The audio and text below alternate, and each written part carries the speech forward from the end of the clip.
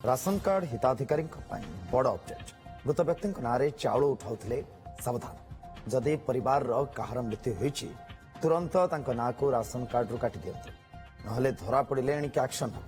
एने चेताई देइछन्ते जोगाण मंत्री कृष्णचंद्र पत्र धरा पड़िले क्षतिपूरण आदाय करिवे सरकार मृत हिताधिकारी विषय में तथ्य जणाई ना काटिबाकू मंत्री अपील करिसेंते ई केवाईसी प्रक्रिया 6,95,000 ऊर्ध्व मृत हिताधिकारी चिन्हित होइछन्ते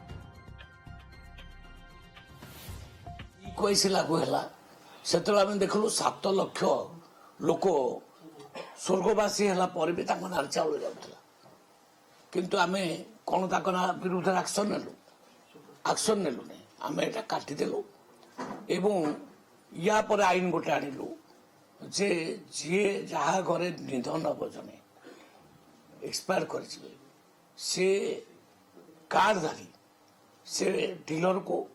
किंबा एमआई को जनइबे सरकारी अधिकारी को जनइबे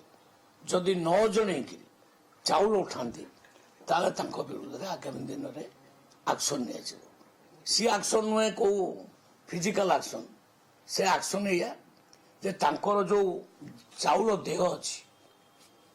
परवर्ती मसरे से आम चाउल काटिदेबू आ चाउल दबुनी धर से 25 केजी पाइबा कथा से 15 केजी काटिकी आम रखू ये एक्शन तेणु एक्शन माइंडेड आम सरकार नहांती आम केवल एगुड़ा चेक करने जी आवश्यक नोटिस करुचु तेणु मु भावुचे केवल नोटिस रे चेक हो